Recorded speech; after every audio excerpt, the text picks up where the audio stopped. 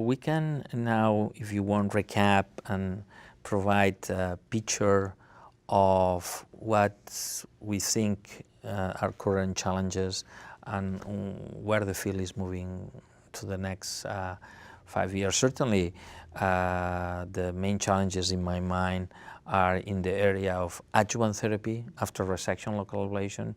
Nowadays in the West, 40% of the patients are receiving resection local ablation as a primary treatment, and despite of that, we don't have we have 70% recurrence at 5 years, and we don't have any single adjuvant therapy at this point.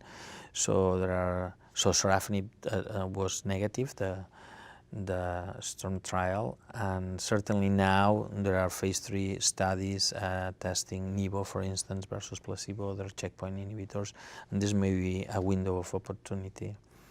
Another challenge is in intermediate. We are stuck with the old data we published years ago. I remember the meta-analysis of chemoembolization was published in 2003, and it still is the standard of care. Nothing has changed, so certainly I think for this area, now is the time in which systemic therapies will come to the intermediate field, either in combination with TACE or a single agent, or combination of systemic therapies, head-to-head with local regional. And then in advance, as I said, I think we are not looking for third line. This will come as natural. So the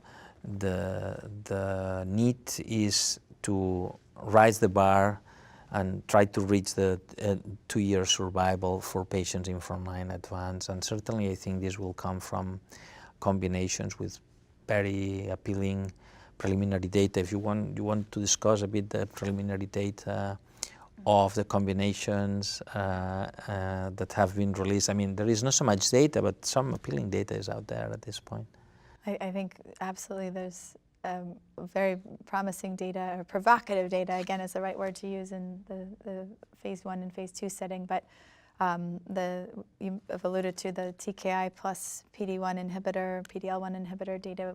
We saw a promising confirmed response rate from the pembrolizumab plus lenvatinib combination at ASCO 2018, and admittedly a small cohort, and that requires expanding to a larger study. And in fact, it has already launched a phase 3 trial comparing that combination to sorafenib, and to lenvatinib.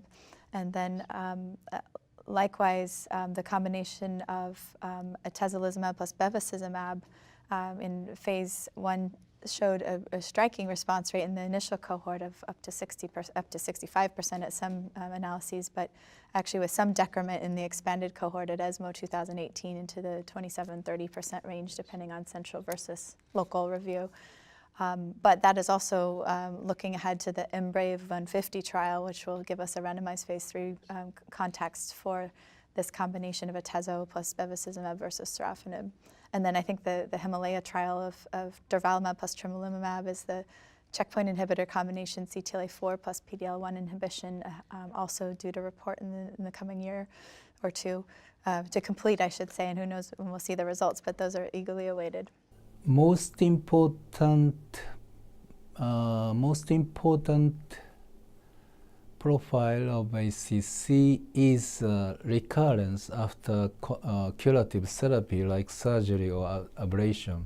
So adjuvant setting, if we introduce the combination therapy, immunotherapy as an adjuvant setting, the complete or real cure is obtained, and the recurrence is a biggest problem, but the recurrence may be suppressed by adjuvant combination therapy. So, and the TACE combination as well, or TACE replacement, the bilobar multifocal tumor. Usually standard of care is a TACE, but the TACE impairs liver function and the response is not good, but replaced by systemic therapy, especially combination immunotherapy, will be a promising method.